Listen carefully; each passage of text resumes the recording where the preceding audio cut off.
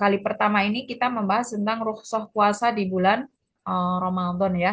Yang ini cukup menarik untuk kita kaji bersama. Siapa saja yang mendapatkan keringanan untuk tidak berpuasa di bulan Ramadan dan apa yang menjadi konsekuensinya ya. Sebelumnya mari kita simak bersama taujih ya arahan dari Allah Subhanahu wa taala tentang eh, kesempurnaan agama dan ajaran yang kita anut, yang kita ikuti selama ini ya di dalam surat Al-Maidah ayat 3. Ayat ini sudah sangat masyhur sekali ya. Allah Subhanahu wa taala menegaskan bahwa ketika ayat ini diturunkan oleh Allah, benar-benar Allah telah menyempurnakan ya agama kita, Allah telah menyempurnakan syariat dan panduan yang kita butuhkan dan benar-benar Allah hanya meridhoi Islam sebagai ajaran yang harus dianut oleh hambanya ya. Di sini Allah berfirman, Al-yauma akmaltu lakum dinakum wa atmamtu alaikum ni'mati wa raditu lakumul islama dina. Ya. Meski demikian, di dalam ayat ini juga Allah Subhanahu wa taala lanjutkan, famanitturra fi mahmasatin ghaira mutajanifin lil itsmi fa innallaha ghafurur rahim. Ada kalanya kita menghadapi situasi yang emergensi atau terpaksa, ya misalnya kelaparan, kesulitan dan sebagainya, maka kita boleh melakukan hal-hal yang bahkan ya dilarang ketika kita dalam keadaan normal ya atau keadaan dan kondisi yang stabil begitu ya. Ini semua menunjukkan betapa Allah Subhanahu wa taala adalah zat yang maha pengampun yang ampunannya tiada batas dan maha penyayang yang kasih sayangnya juga tidak terhingga ya. Nah, begitu juga dalam masalah puasa ya. Sebenarnya diwajibkannya berpuasa itu merupakan salah satu wujud dan bukti kesempurnaan agama Islam. Ya, karena apa? Puasa itu mau dilakukan atau tidak, kita membutuhkannya, begitu ya. Nah, sebab itulah mereka yang non-Muslim pun itu melakukan puasa ya untuk alasan kesehatan, untuk alasan ruhiyah mereka, spiritualitas mereka, untuk alasan diet, detox dan sebagainya.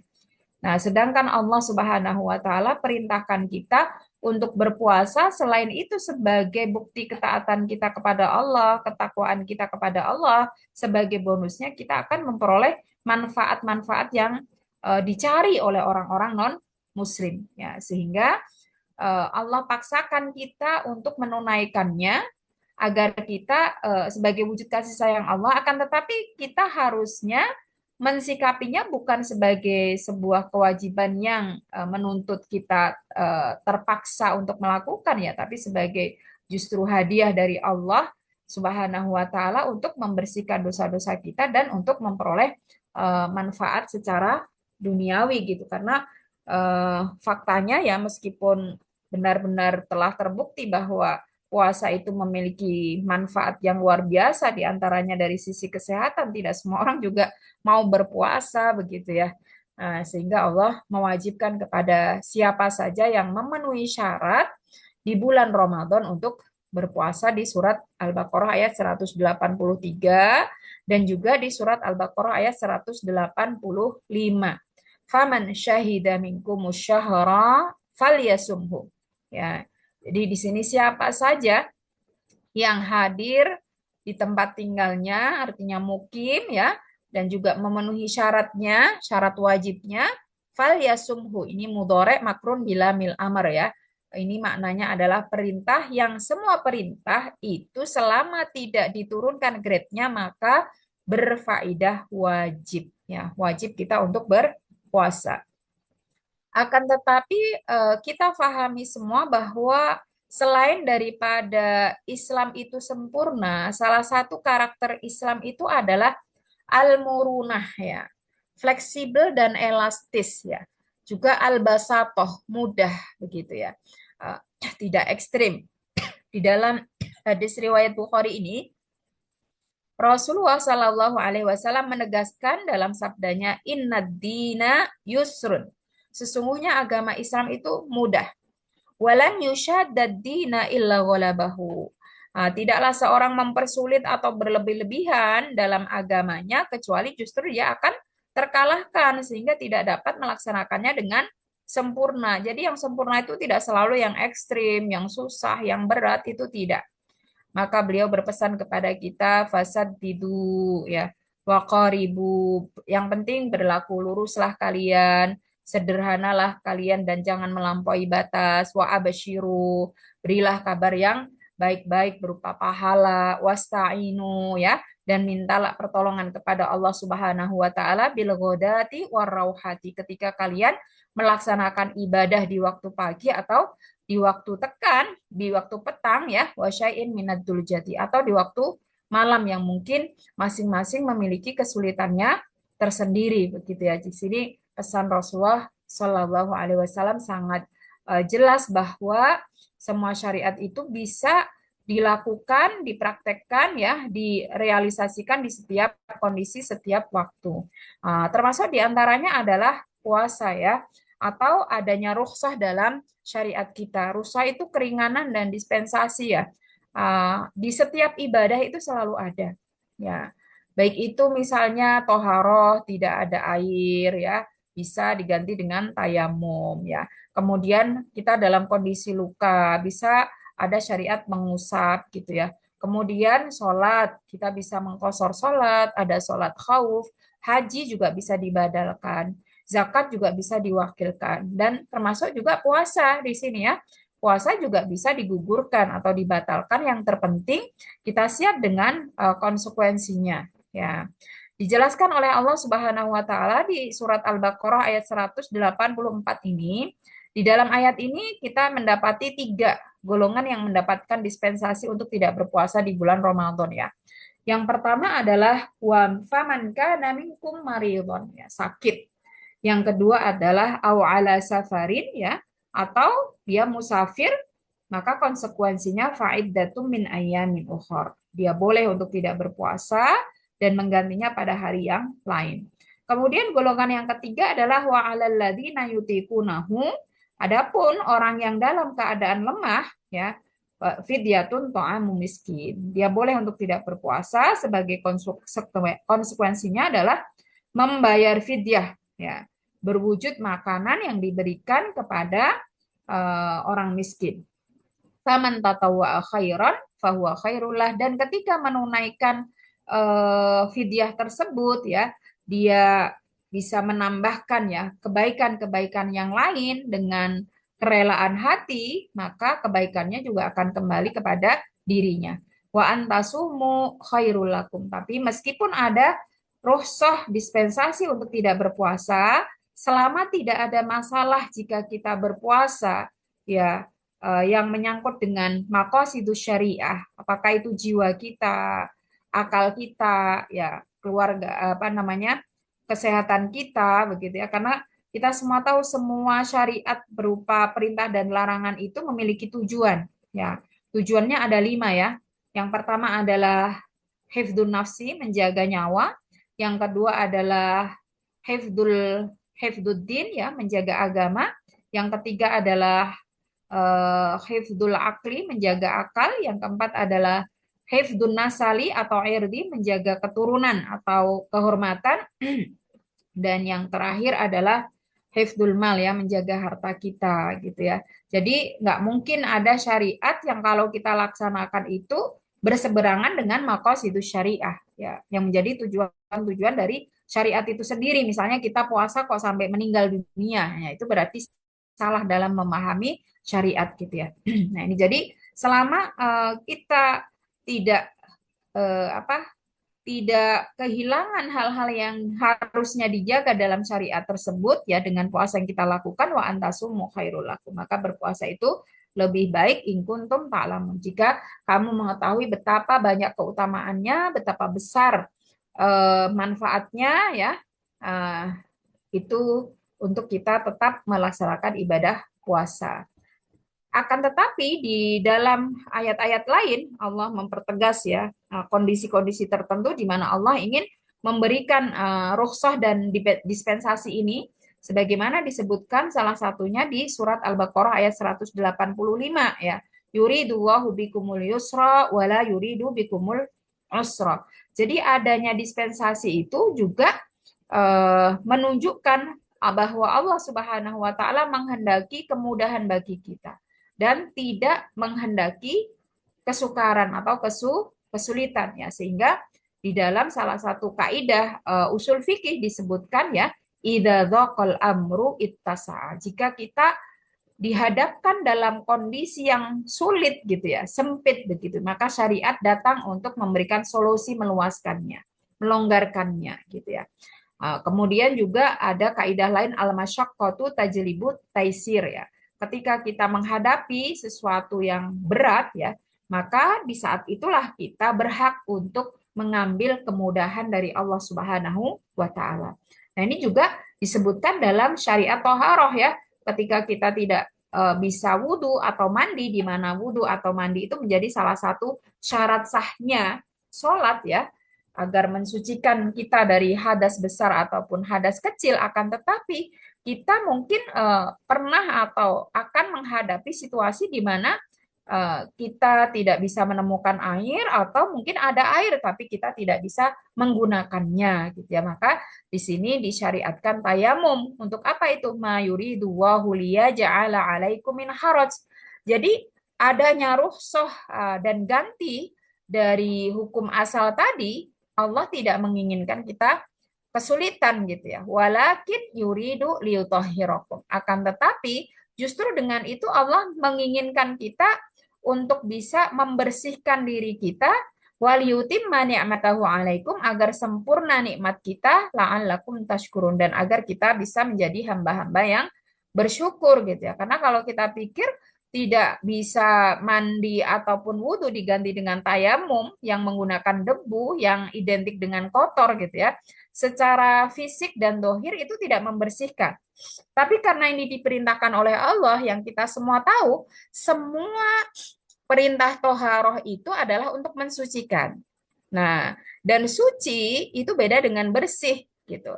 Karena suci itu sifatnya spiritual gitu ya. Membersihkan dosa-dosa kita. Ya, banyak hadis dan ayat yang menunjukkan bahwa ketika kita bersuci itu berguguran ya dosa-dosa kita. Apalagi kalau kita lanjutkan dengan sholat gitu ya. Dengan sholat itu menggugurkan ya dosa-dosa kecil antara sholat satu dengan sholat yang lainnya gitu ya.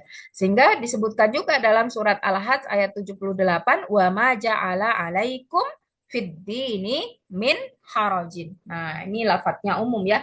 Tidak ada satupun dari ajaran agama Islam itu yang sukar, yang sulit, kan tetapi fleksibel ya, elastis gitu ya.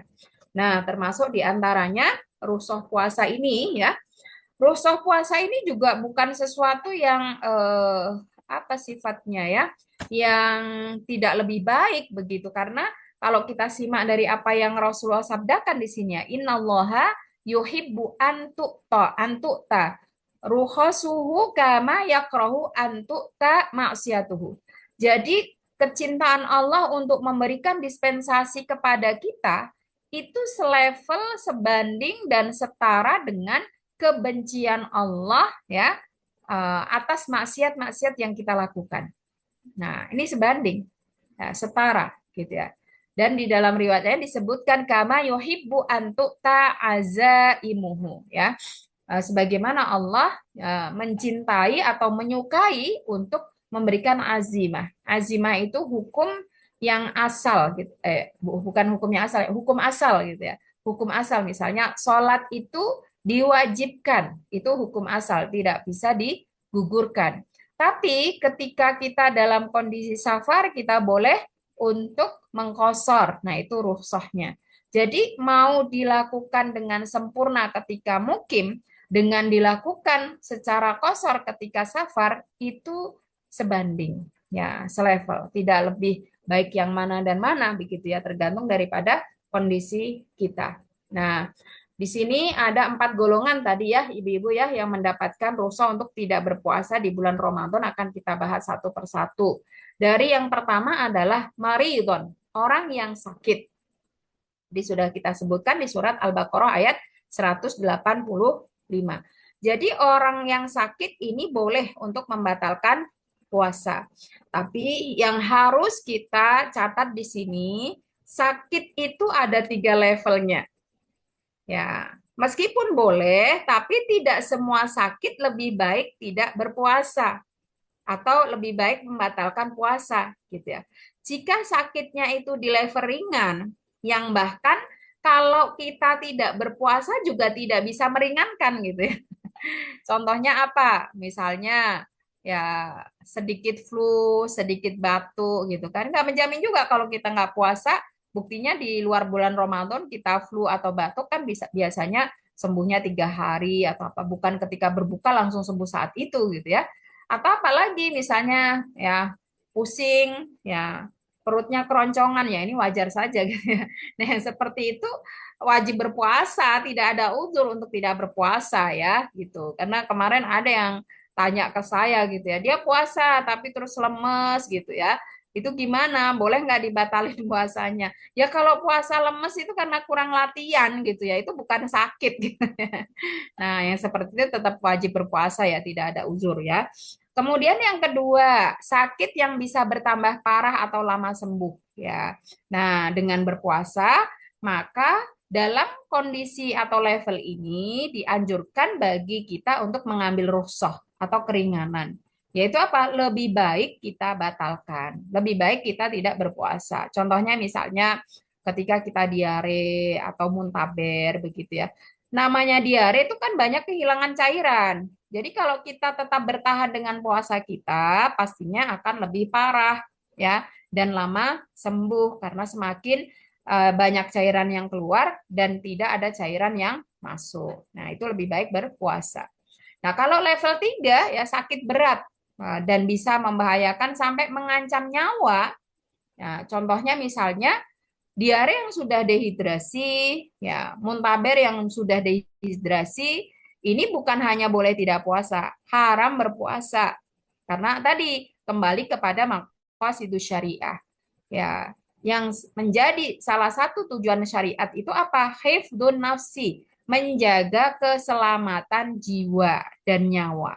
Ya, jadi ketika sakit yang kita rasakan tersebut bisa mengancam nyawa kita, maka itu dalam kondisi darurat untuk tidak berpuasa. Artinya haram bagi kita untuk berpuasa, apalagi di dalam surat An-Nisa ayat 29 ini sangat jelas Allah sampaikan wala taqtulu anfusakum. Janganlah kalian itu membunuh diri kalian gitu ya. Karena kalau sudah dehidrasi dipaksakan puasa sudah bisa diprediksi ya besok mungkin akan ada lelayu begitu ya, ini tidak diperbolehkan gitu ya. Nih, kemudian yang kedua adalah safar ya. Musafir itu boleh untuk tidak berpuasa selama safarnya itu minimal safar yang mubah ya. Safar untuk rekreasi ya boleh gitu ya, tapi masa Ramadan mau rekreasi gitu ya. Safar untuk menengok orang tua, untuk mudi atau untuk belanja atau untuk pulaan misalnya. Boleh-boleh saja, yang penting safarnya bukan safar maksiat gitu ya. Boleh tidak puasa, boleh juga tetap berpuasa. Kenapa? Karena dari Abu Sa'id Al-Khudri dan Jabir bin Abdullah itu mereka berkata, safar nama Rasulillah Shallallahu Alaihi Wasallam. Kami dulu pernah bersafar, bepergian bersama Rasulullah. Fayasumus so'im wa yuftirul muftir. Nah, di antara rombongan itu ada yang berpuasa, ada yang membatalkan puasanya. Fala ya'ibu ba'duhum ala ba'din. Nah, dan tidak ada yang mencela satu sama lain. Kok kamu batal sih gitu ya? Kok kamu tetap puasa sih? Nggak ada. Karena apa? Karena safar juga memiliki 3 kondisi yang sama seperti sakit tadi, ibu-ibu. Ya, jadi kalau ada pertanyaan lebih baik puasa atau tidak ketika kita sedang safar, maka dikembalikan pada kondisi kita dan juga kondisi cuaca atau perjalanan ya yang kita tempuh. Nah, ini ada 3 kondisi ya. Yang pertama, jika berat untuk berpuasa dan menghambat diri kita untuk berbuat kebaikan, artinya malah jadi gawe orang lain, ngerepoti orang lain, ya kita jadi lemes, gak bisa berbuat apa-apa, ya mau bawa barang kita saja nyuruh orang lain dengan alasan kita puasa gitu ya. Nah, dalam kondisi seperti ini tidak direkomendasikan untuk puasa dan justru direkomendasikan untuk membatalkan puasanya. Ini juga pernah terjadi di rombongan Rasulullah Shallallahu Alaihi Wasallam. Diriwayatkan dari Jabir bin Abdullah lagi ya, dia mengatakan ya bahwa ketika Rasulullah Shallallahu Alaihi Wasallam fi safarin ya melaksanakan safar faro azihaman, beliau melihat orang berdesak-desakan. Ada apa gitu, ada kerumunan orang gitu ya. Warajulan qaddulila alaihi. Ternyata ada seorang yang dikerumuni. Lalu Rasulullah bertanya, "Mahada?" Ada apa ini? Mereka menjawab, "Soim." Ada orang puasa yang qadarullah lemas jatuh pingsan sehingga dikerumuni banyak orang. Nah, dalam kondisi seperti ini spontan Rasulullah bersabda, "Laisa minal birri as-saum fis safari." Ya, bukanlah sesuatu yang baik jika seorang berpuasa ketika dia bersafar. Nah, ini juga harus dipahami dengan baik, harus disesuaikan dengan asbabul wurudnya, Ibu-ibu ya. Artinya, tidak baik berpuasa saat kita sedang safar itu yang dimaksud di sini bukan umum, ya, semua safar atau semua perjalanan, karena Rasulullah juga bersafar dan beliau puasa, dan nggak mungkin yang dilakukan Rasulullah itu tidak baik gitu ya. Yang dimaksud di sini adalah ketika kondisi kita seperti laki-laki tadi, ya, misalnya karena cuaca panas dan kondisi tubuh kita tidak baik-baik saja, bisa diprediksi kalau kita berpuasa bisa pingsan, bisa jadi gawe orang lain atau merepotkan orang lain begitu ya. Maka dalam kondisi safar yang seperti itu lebih baik tidak dilanjutkan atau dibatalkan. Nah, bahkan di dalam hadis yang diriwayatkan oleh Anas bin Malik gitu ya, Rasulullah Shallallahu Alaihi Wasallam pernah melakukan safar, ya fasoma ba'dun wa aftara ba'dun. Sebagian dari rombongan tetap berpuasa, sebagiannya membatalkan puasa. Ya. Kemudian orang-orang yang tidak berpuasa ini ya, fatuh zimu al-muftirun wa amilu. Mereka sibuk membantu ya teman-teman yang puasa ini kan ketok lemes gitu ya, nggak bisa apa-apa gitu, bawa barangnya dibantu sama mereka yang berbuka tadi, yang membatalkan puasa. Kenapa? Wadhu fasaimuna an ba'dil amal, karena yang berpuasa ini tidak mampu melakukan beberapa aktivitas dan tugas gitu ya. Nah, masya Allah loh, Rasulullah di sini menyampaikan dahabal muftirun al yauma bil ajri. Orang-orang yang membatalkan puasa pada hari ini ya, kalau diterjemahkan lebih ini dahabal muftiruna itu itu adalah memborong pahala gitu ya. Nah, di sini jadi tidak lebih baik yang mana gitu ya. Kalau dia ternyata dengan tetap berpuasa malah jadi gawe yang lain, maka lebih baik tidak puasa. Tapi ketika dengan tidak berpuasa, dia justru bisa lebih bermanfaat untuk orang lain, membantu orang lain, karena memang kan boleh saja kita tidak puasa kan, gitu. Meskipun ya kita masih kuat sebenarnya, tapi dengan justru ketika kita batalkan puasa itu banyak kebaikan yang lebih bisa kita lakukan, maka lebih baik kita membatalkannya jika memang itu kondisi menuntut demikian, gitu ya. Nih, jadi ketika ada orang yang rombongan musafir, ada yang tetap puasa atau tidak, misalnya untuk umroh atau untuk apa ya, tidak perlu kita mencibir begitu, karena masing-masing punya alasan gitu ya, dan punya kelebihan. Kemudian yang kedua, jika dengan berpuasa tersebut tidak menyulitkan bagi kita, tidak memberatkan bagi kita ya, juga tidak menghalangi atau menjadi kendala bagi kita untuk melakukan berbagai kebaikan tadi ya, untuk membantu orang lain, minimal untuk mandiri diri kita gitu ya, maka lebih baik kita tidak membatalkan puasa kita. Ya, contohnya misalnya kalau kita sekarang kan bisa safar di antar driver gitu ya, tinggal tidur, tidak merepotkan juga yang lain gitu ya. Nah, itu ya lebih baik puasa, dan ini juga dilakukan oleh Rasulullah Shallallahu Alaihi Wasallam sebagaimana dalam hadis yang diriwayatkan dari Abu Darda ya. Kunna ma'an Nabi Sallallahu Alaihi Wasallam fi ba'di asfarihi. Ya, kami pernah bersama Nabi di beberapa perjalanan dengan beliau. Fi yaumin har. Saat itu cuacanya cukup panas ya. Hatta yadhu'a rajulu yadahu ala ra'sihi. Sehingga karena saking panasnya, beberapa itu ada yang meletakkan tangannya di atas kepala min syiddatil har. Ya, saking panasnya. Wa ma fina shaimun illa maka minan nabiyyi wa ibni rawaha. Karena saking panasnya, akhirnya mereka tidak tahan, mereka membatalkan puasanya semua. Kecuali siapa? Nabi dan Ibnu Rawaha. Kenapa Nabi dan Ibnu Rawaha tidak membatalkan puasanya? Karena keduanya baik-baik saja.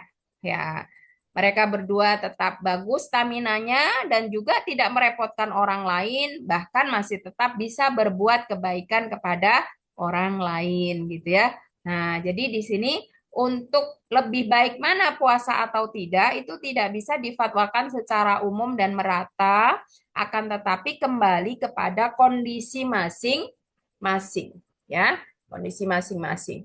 Nah, yang ketiga, jika dengan bertahan puasa itu bisa mengancam keselamatan kita seperti sakit yang level 3 tadi ya, maka justru puasa menjadi haram atau tetap berpuasa menjadi haram. Artinya wajib kita membatalkan puasa. Nah, ini terjadi ketika peristiwa Fathu Makkah ya. Ketika Fathu Makkah itu kan Rasulullah bersama 10.000 rombongan. Yang namanya perjalanan jauh dengan jumlah peserta yang banyak, kita bisa bayangkan ibu-ibu ya, apalagi di bulan Ramadan. Nah, kan kita semua tahu bahwa kenapa bulan ini dinamakan bulan Ramadan, itu dari dilatar belakangi dengan cuaca. Orang-orang Arab dulu memberi nama itu karena lingkungan, ya cuaca gitu ya. Nah, Ramadan itu artinya membakar. Jadi dinamakan bulan ini bulan Ramadan karena saking panasnya, saking teriknya begitu ya. Nah, ketika akan melakukan penaklukan kota Mekah ya, rombongan Nabi berjalan dari Madinah sampai di satu tempat antara Mekah dan Madinah, baru di tengah perjalanan ini, baru separuh perjalanan, namanya di lembah Qura Al-Ghamim ya ini ya. Saat itu manusia ya rombongan ya. Di sini disebutkannya manusia ya, maksudnya rombongan gitu ya. Rombongan masih pada berpuasa, tapi sudah terlihat ya beberapa sudah kelelahan, sudah terlihat lemes, dehidrasi ya, berjatuhan gitu. Padahal jumlahnya sangat banyak ini ya. Nah, Rasulullah khawatir gitu ya. Kalau mereka tetap berpuasa, wah ini akan terjadi eh, apa namanya ya, musibah massal gitu ya. Ya kita bisa samakan dengan kasus kemarin misalnya keracunan MBG misalnya gitu ya ibu-ibu ya. Misal kan tidak semuanya keracunan ya, tapi sepertiga saja keracunan itu sudah bikin repot banget gitu kan. Padahal jumlahnya nggak sampai ribuan. Nah ini 10.000 rombongannya gitu kan. 10.000 rombongan itu 500 orang jatuh atau jatuh sakit gitu ya. Itu sudah sangat merepotkan karena yang ngurus itu juga akan menjadi lelah dan bisa juga jatuh sakit. Nanti tambah ya, diurus lagi sama yang lain, ini jatuh sakit lagi. Nah, di dalam kaidah usul fikih disebutkan saddud dara'i muqaddamun ala jalbil manafi. Ya. Jadi ketika kita dihadapkan dengan bahaya dan manfaat, maka mencegah dan mengantisipasi bahaya harus dikedepankan daripada mendapatkan manfaatnya. Ya, dari sinilah Rasulullah dengan sigap ya, da'a biqadahin min ma'in. Ya, beliau minta diambilkan segelas air, farafa'ahu, lalu beliau angkat tinggi-tinggi, hatta nadharon nasu ilaihi, sampai apa yang beliau lakukan itu dilihat oleh rombongan, summa syariba. Lalu beliau minum. Ya, agar mereka tahu bahwa Rasulullah membatalkan puasanya. Dan sebenarnya maksud Rasulullah itu tidak hanya memberitahu mereka kalau beliau itu membatalkan puasanya, tapi sekaligus sebagai perintah gitu. Karena di peristiwa-peristiwa yang lain ya, rombongan membatalkan puasa saja Rasulullah masih tetap mempertahankan gitu ya, tetap bertahan begitu kan, karena memang stamina beliau itu bagus begitu ya. Nah, ini sebagai perintah gitu ya, agar mereka membatalkan puasanya. Tapi ternyata setelah beliau melakukan itu, fakilalahu ba'da dalik, ada yang memberikan informasi kepada beliau. Inna ba'dun nasi qad soma. Ternyata masih ada sebagian yang mempertahankan puasanya, tidak membatalkannya. Apa sabda beliau kepada mereka ini, ibu-ibu? Ulaika lonsah, ulaika lonsah. Mereka adalah orang yang durhaka. Mereka adalah orang yang durhaka. Begitu ya. Jadi uh, namanya pemimpin ketika memberikan keputusan, apalagi seorang nabi gitu ya, itu sudah dipertimbangkan mana madharat dan mana maslahatnya, sehingga ketika yang memutuskan itu adalah teladan terbaik ya, tidak pantas bagi kita untuk tidak mengikutinya, karena kita tentu tidaklah lebih baik dari beliau begitu ya. Nah, ini 3 level safar gitu ya. Dan terkait safar ini ada beberapa pertanyaan yang sering muncul ya. Yang pertama, kapan rukhsah untuk membatalkan puasa tersebut tidak berlaku lagi? Yaitu ketika kita sudah sampai pada tujuan kita. Misalnya kita mau pulang kampung ke Jawa Timur, dan kita berniat untuk mukim ya sampai Lebaran. Berarti ketika kita sampai di sana ya tidak lagi berlaku kita untuk membatalkan puasa kita. Kita sudah harus berpuasa. Tapi kalau sampainya di siang hari, maka ya lanjut saja sampai malam masih boleh makan gitu ya. Itu. Tapi kalau sampai di malam hari, maka esok harinya kita harus sudah berpuasa karena kita sudah sampai di tujuan dan kita berniat untuk mukim ya. Kemudian yang kedua, jika suami datang dari safar di siang hari dan istrinya baru selesai haid ya ba'da subuh ya, sehingga hari itu istrinya tidak puasa, atau mungkin baru sembuh dari sakit, tidak dari fajar tapi setelahnya, karena puasa kan dimulai dari fajar gitu ya, sehingga meskipun sudah sembuh tapi belum puasa, atau mau sembuh tapi belum puasa, apakah keduanya boleh melakukan hubungan intim? Boleh ya, karena keduanya ini masih dalam keadaan yang mendapatkan rukhsah untuk tidak berpuasa. Jadi bagi keduanya ketika melakukan hubungan intim tidak ada konsekuensi yang harus ditanggung gitu ya. Nah, kemudian yang ketiga, jika suami sangat ingin berhubungan dengan istrinya di siang hari, apakah boleh mengajaknya untuk safar agar bisa melakukan hubungan tersebut gitu ya. Nah, ini sebenarnya boleh, boleh tapi tidak direkomendasikan. Ya, yang direkomendasikan adalah hendaknya keduanya menahan diri dan menunggu sampai maghrib tiba. Tapi kalau dilakukan ya monggo begitu ya. Karena ini bulan Ramadan ya, keutamannya sangat luar biasa gitu. Karena kalau dilakukan ya tidak ada alasan untuk mereka tidak boleh karena keduanya memang benar-benar safar gitu ya. Nah, itu. Kemarin ada yang bertanya ke saya gitu.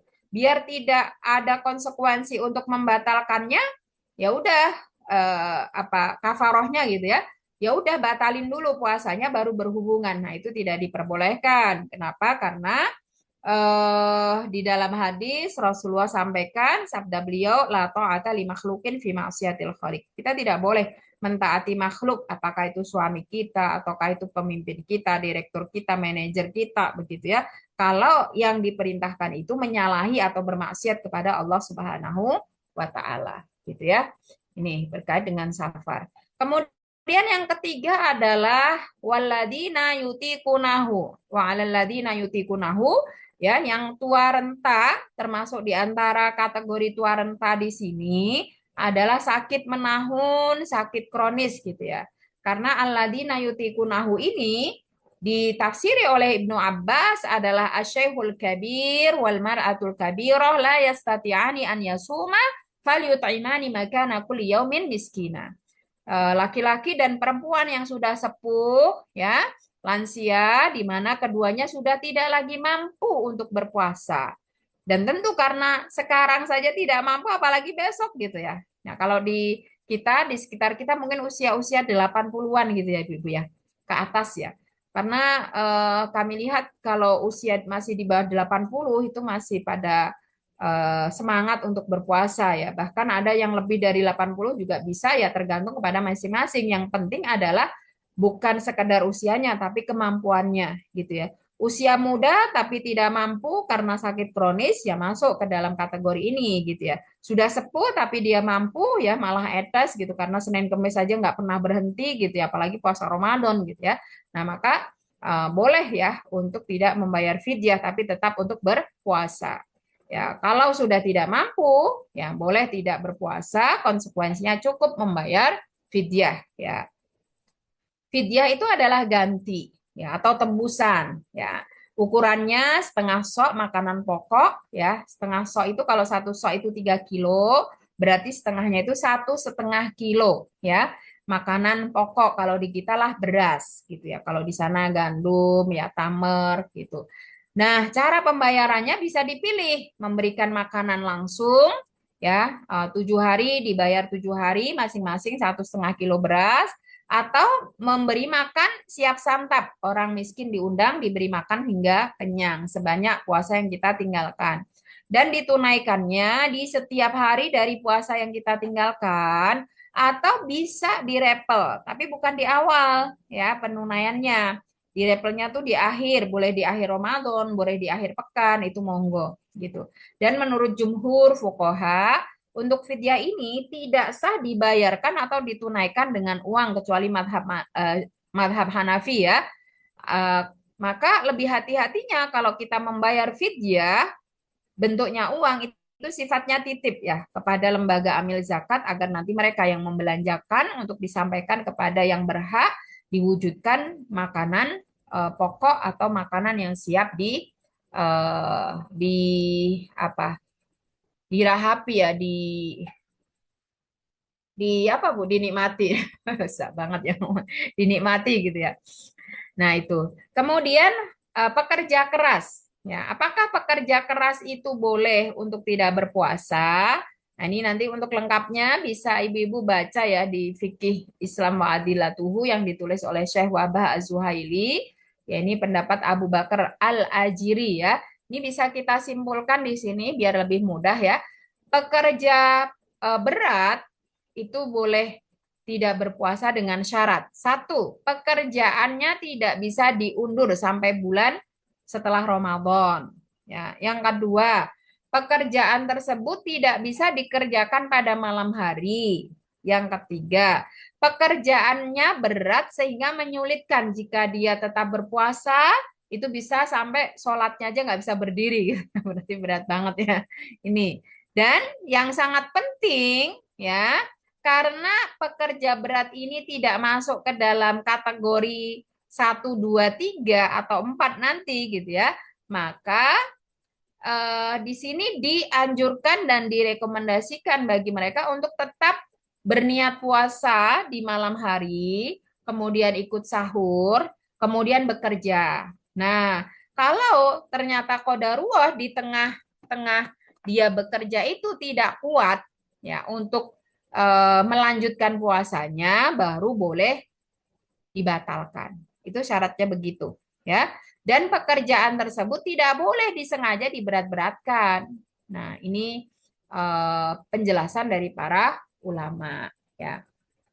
Kemudian yang keempat, di antara yang boleh atau yang mendapatkan rukhsah untuk tidak berpuasa di bulan Ramadan adalah wanita yang hamil atau menyusui.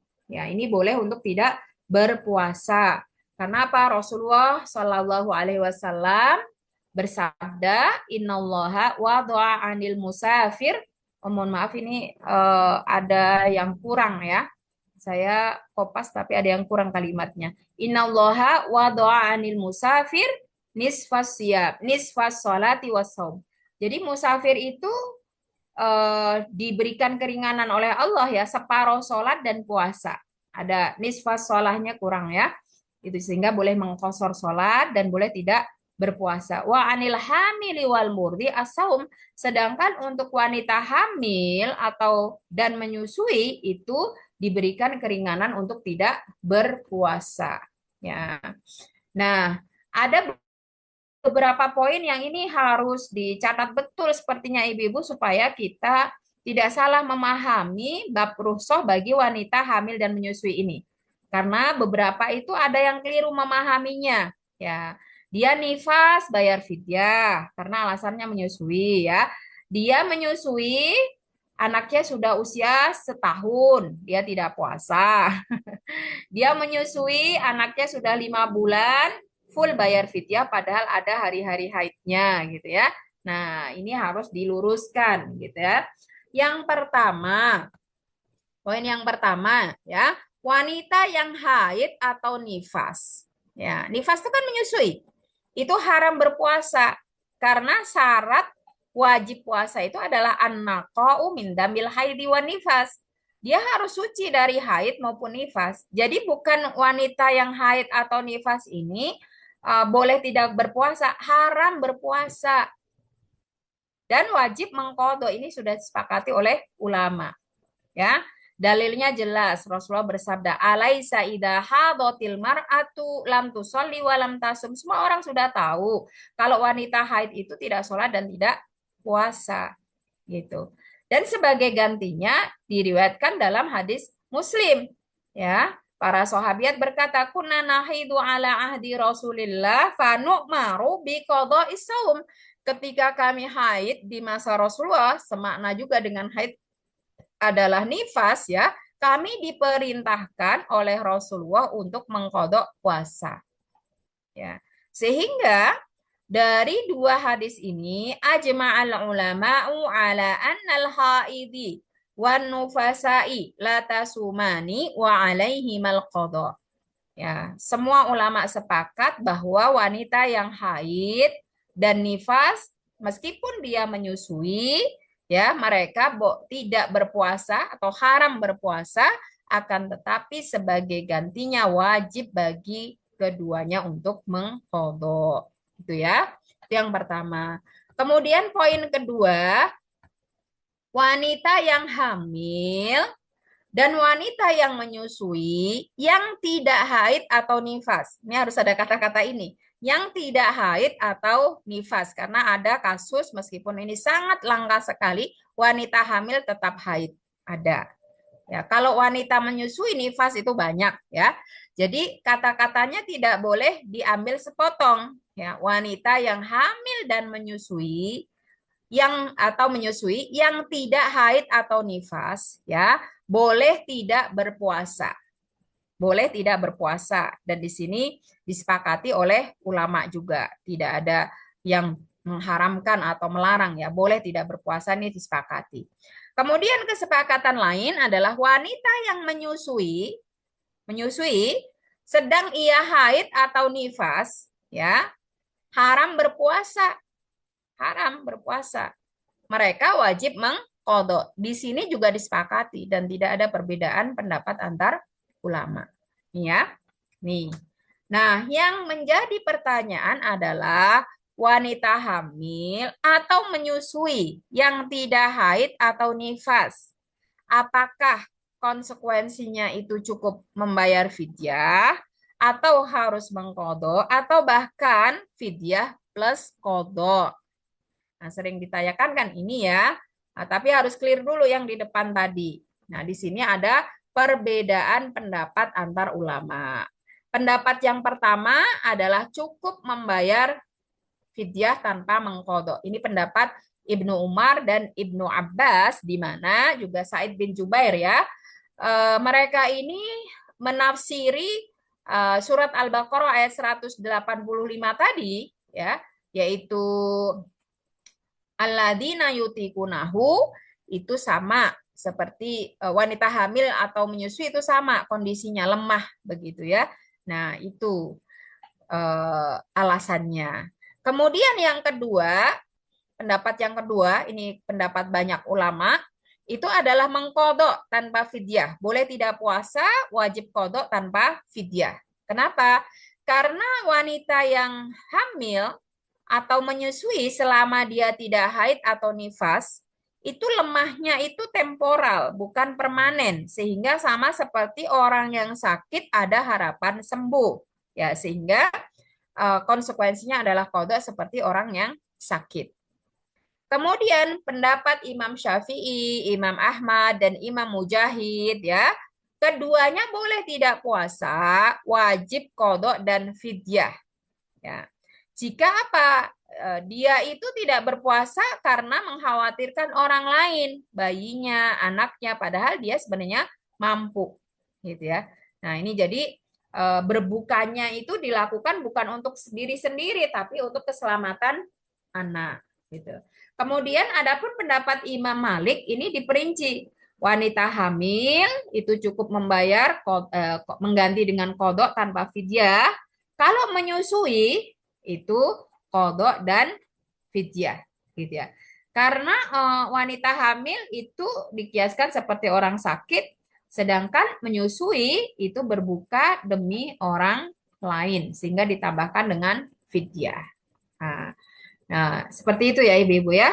Nah, kesimpulannya ya, jika memang wanita hamil atau menyusui tadi, selagi dia tidak haid atau nifas ya, ketika dia berpuasa, dia mampu, kemudian anaknya atau bayinya tidak ada kendala apapun, maka yang berlaku adalah ayat ini, wa antasumu khairul lakum in kuntum ta'lamun. Sesungguhnya berpuasa itu lebih baik bagi kalian ya, jika kalian mengetahui betapa banyak keutamaan dari puasa dan dari bulan Ramadan ya.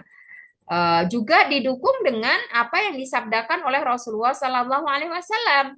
Man aftara yauman min Ramadana fi ghairi rukhsatin rakhasahallahu lahu falan yuqbala minhu ad-dahra kullah. Jika ternyata kita itu tidak berpuasa di bulan Ramadan sehari saja, dan ternyata alasan kita bukan termasuk daripada golongan yang mendapatkan dispensasi sesuai dengan konsekuensinya tersebut, maka jika puasa itu kita ganti, sehari itu ya, kita ganti dengan puasa 1 tahun, maka tidak akan mencukupi.